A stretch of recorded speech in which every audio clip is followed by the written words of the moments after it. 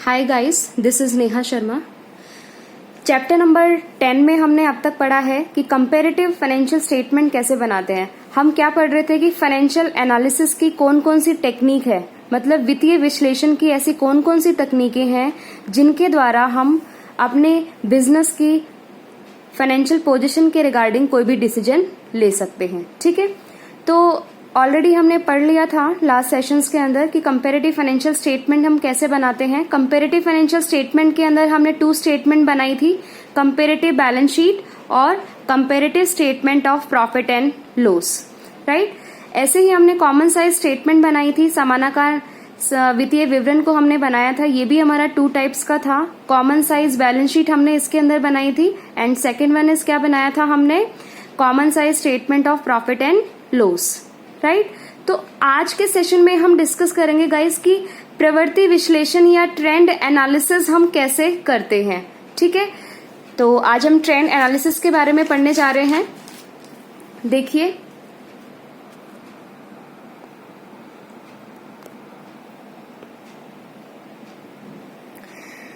Trend analysis के बारे में गाइज आपको सबसे पहले पता होना चाहिए कि ट्रेंड एनालिसिस या प्रवृत्ति विश्लेषण क्या होता है।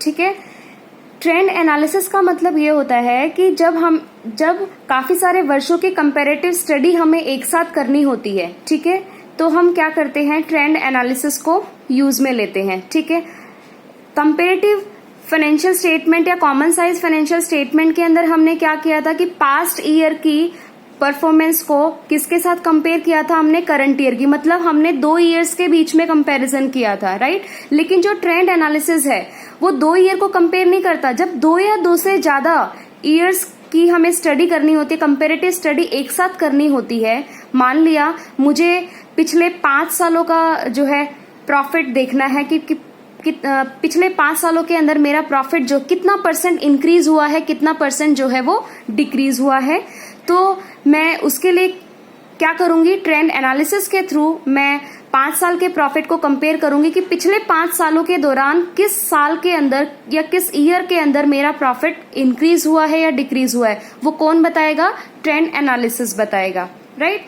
तो ट्रेंड एनालिसिस जो होता है वो 3 टाइप्स का होता है। First one is trend percentage. Trend percentage को हम हिंदी में कहते हैं प्रवृत्ति विश्लेषण, राइट।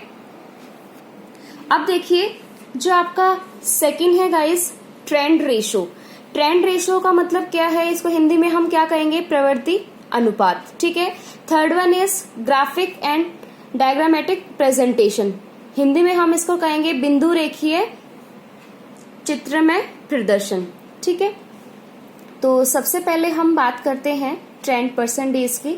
ध्यान से देखिए गाइस, ट्रेंड परसेंटेज के अंदर क्या होता है, ट्रेंड परसेंटेज को कैलकुलेट करने का फॉर्मूला आपके पास होता है। ठीक है, फॉर्मूले के अंदर आप क्या करते हैं, कैसे कैलकुलेट करेंगे ट्रेंड परसेंटेज को, current year amount divide by base year amount into में 100, right. Current year amount means जो करंट ईयर होगा उसके अमाउंट को आपने ऊपर रखना है, ठीक है, डिवाइड बाय किसको करना है, बेस ईयर को। बेस ईयर जो है वो आपको क्वेश्चन के अंदर गिवन होगा कि किस ईयर को आपको बेस ईयर मानना है, किस साल को आपको आधार मानना है। ठीक है, तो उस ईयर की अमाउंट को आपको डिवाइड में रखना है इनटू में 100, राइट। मैं दोबारा से आपको बता देती हूं, जो ट्रेंड परसेंटेज है वो किसमें हमारी हेल्प करता है, जब काफी सारे वर्षों की कंपैरेटिव स्टडी एक साथ करनी होती है तो ट्रेंड परसेंटेज एनालिसिस की हेल्प से ये स्टडी की जाती है। इसमें क्या होता है, ट्रेंड परसेंटेज एनालिसिस में इसमें किसी भी साल को बेस या आधार माना जा सकता है। ठीक है, वो आप अपने चॉइस के अकॉर्डिंग भी कर सकते हो। ठीक है, अब उसके बाद है सेकंड क्या था हमारा, ट्रेंड एनालिसिस का दूसरा पार्ट, ट्रेंड रेशो या प्रवृत्ति अनुपात। ठीक है, अब देखिए ट्रेंड रेशो के अंदर क्या होता है कि जो आपका बेस ईयर होता है, बेस ईयर को आप क्या मानते हो, 100 मानते हो। अंतर क्या है आपका, ट्रेंड रेशो के अंदर जो आपका बेस ईयर होता है उसको आपको क्या मानना है, 100 मानना है। ठीक है, और यह क्वेश्चन के अंदर गिवन होगा कि किस ईयर को आपको बेस मानना है। ट्रेंड रेशो के अंदर जो आपको बेस ईयर मानना है वो क्वेश्चन के अंदर क्लियरली मेंशन होगा। लेकिन जो आपका फर्स्ट पार्ट है, फर्स्ट टाइप है आपका ट्रेंड एनालिसिस का, ठीक है, तो ट्रेंड परसेंटेज है, तो ट्रेंड परसेंटेज के अंदर जो आप बेस ईयर मानेंगे वो आप किसी भी साल को मान सकते हैं अपनी चॉइस के अकॉर्डिंग, लेकिन ट्रेंड रेशो के अंदर जो क्वेश्चन के अंदर गिवन होगा, क्वेश्चन के अंदर जो भी बेस ईयर गिवन होगा उसी को ही आप बेस ईयर मानेंगे और उसको आप क्या एज्यूम कर लेंगे, 100 एज्यूम करेंगे। ठीक है, तो अब हम 9th क्वेश्चन करते हैं। 9th क्वेश्चन के अंदर गाइज आपको गिवन है ईयर वाइज डेटा है, 5 ईयर्स का डेटा है। ठीक है, 5 ईयर्स दिए हुए हैं 2012 से 13 और इसकी नेट सेल्स भी गिवन है। इन 5 सालों की आपके पास क्वेश्चन के अंदर क्या गिवन है, नेट सेल्स गिवन है। क्वेश्चन के अंदर ये मेंशन है कि 2012 से लेकर 13 के ईयर को आपने क्या मानना है, बेस ईयर मानना है। तो आपकी बेस ईयर अमाउंट क्या आ जाएगी, 10 लाख आ जाएगी। ठीक है, अब देखिए 5 साल का डेटा है और 5 साल की ही आपके पास नेट सेल्स है और क्वेश्चन में आपसे पूछा क्या गया है कि आपको ट्रेंड परसेंटेज निकालना है कि कितना परसेंट जो है इन 5 सालों में नेट सेल्स इंक्रीज हुई है और इन 5 सालों के अंदर कितना परसेंट नेट सेल्स जो है वो डिक्रीज हुई है। ठीक है, अब ध्यान से देखिए गाइज, मैंने एक सिंपल सा फॉर्मूला कंस्ट्रक्ट किया है यहाँ पे ट्रेंड परसेंटेज को निकालने का। ठीक है, करंट ईयर अमाउंट माइनस में base year amount divide by base year amount into में 100। फिर से मैं फॉर्मूला रिपीट कर रही हूं, करंट ईयर अमाउंट माइनस में base year amount divide by base year amount into में 100।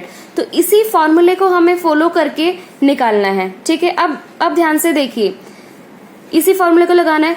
अब हमारे पास प्रॉब्लम क्या आई, 2012 से 13 वाले ईयर के अंदर ये ओनली बेस ईयर है। ठीक है, करंट ईयर क्वेश्चन के अंदर गिवन ही नहीं है। तो अब ध्यान से देखिए, करंट ईयर भी हमें 2012 से 13 का ही कंसिडर करना है और बेस ईयर भी हमारा क्वेश्चन के अंदर ऑलरेडी गिवन है, तो बेस ईयर भी हमें इसी को लेना है। फॉर्मूला हमने लगाया करंट ईयर अमाउंट 10 लाख। ठीक है, 10 माइनस में बेस ईयर अमाउंट भी हमारी यही है 10 डिवाइड बाय 10 इंटू में 100। 10 से 10 कैंसिल, क्या आ गया 0 डिवाइड बाय 10 इंटू में 100। 0 को आप किसी के साथ भी मल्टीप्लाई करते हो या डिवाइड करते हो तो आपका क्या आता है, 0 ही आता है। तो इसका मतलब क्या है कि 2012 से 13 का जो ईयर है इसके अंदर जो आपका जो ट्रेंड परसेंटेज है वो क्या रहेगा, नील रहेगा, 0 रहेगा। ठीक है, अब हम आगे बात करते हैं नेक्स्ट ईयर की 2013 से लेकर 14 की। ठीक है, इसमें हमारी कितनी है नेट सेल्स, 12 है। अब ध्यान से देखिए, यहाँ पे करंट ईयर हमारा क्या हो जाएगा, करंट ईयर अमाउंट क्या आ जाएगी, 12 आ जाएगा। इसी फॉर्मूले को पुटअप करना है हर सिचुएशन में। ठीक है, तो आपका क्या आया, करंट ईयर अमाउंट आपके पास क्या है 12 माइनस में फॉर्मूला क्या है, करंट ईयर अमाउंट माइनस में base year amount. Base year amount आपकी क्या है 10 divide by base year amount 10 into में 100। राइट, तो कितना आ गया आपका, आप ध्यान से देखिए, 12 माइनस 10 2 डिवाइड बाय 10 इनटू में 100। 10 से 10 कैंसिल, 10 से 10 कैंसिल, तो आपका कितना आ गया 20%। ठीक है, कितना आ गया आपका 20% आ गया। मैं ये राउंड कर देती हूँ ताकि आपको समझ में आ जाएगा। ठीक है, ये हमारा क्या आ गया 20%। अब हम बात करते हैं नेक्स्ट ईयर की, डेट इज 2014 टू 15। 2014 टू 15 की जो नेट सेल्स है वो हमारी कितनी है, 9 लाख। अब वही फॉर्मूला हमें लगाना है। ठीक है, करंट ईयर अमाउंट हमारी कितनी है 9 लाख माइनस में बेस ईयर अमाउंट 10 जो कि क्वेश्चन के अंदर गिवन है divide by base year amount 10 into में 100। तो आपके पास क्या आया 10। अब देखिए 9 में से अगर आप 10 को माइनस करोगे तो क्या आएगा -1 और डिवाइड में हमारा यहाँ पे क्या है 10 इनटू में 100। 10 से 10 कैंसिल, तो आपका क्या आ गया माइनस का 10% आ गया। तो इस माइनस के 10% को मैं ब्रैकेट में लिख रही हूँ। अकाउंट की फॉर्म में अगर आप माइनस की अमाउंट को आप लिखते हो या परसेंटेज को लिखते हो, ठीक है, तो आप कैसे लिखते हो, माइनस ना लगा के आप उसको माइनस के बदले आप क्या लगा देते हो, ब्रैकेट लगा देते हो। ठीक है, यहां से ये भी हमारा सॉल्व हो गया। अब हम बात करते हैं 2015 टू 16 के ईयर की। अब ध्यान से देखिए 2015 टू 16 के ईयर की जो नेट सेल्स है वो कितनी है 16.5 लाख। ठीक है, तो अब हम क्या करेंगे, वही फॉर्मूला लगा देंगे, करंट ईयर अमाउंट माइनस में बेस ईयर अमाउंट डिवाइड में बेस ईयर अमाउंट इनटू में 100। ठीक है, अब देखिए 16.5 में से 10 गए, कितना आ गया आपका 6.5 डिवाइड बाय 10 इंटू में 100। अब ध्यान से देखिए 10 से 10 कैंसिल, तो आपका कितना आ गया 65% आ गया, 65% आपका आ गया। ठीक है, ऐसे ही हम जो लास्ट हमारा 5 ईयर है उसका भी निकाल लेते हैं। 2016 से लेकर 17 तक के ईयर में जो आपकी नेट सेल है बिजनेस की वो कितनी है 18 लाख है। ठीक है, तो आप ऐसे 18 लाख आपका क्या हो जाएगा करंट ईयर, और बेस ईयर आपका 10 है ही, तो 18 माइनस 10 डिवाइड बाय 10 इंटू में 100, कितना आ गया आपका 8 डिवाइड बाय 10 इंटू में 100, आ गया आपका 80%।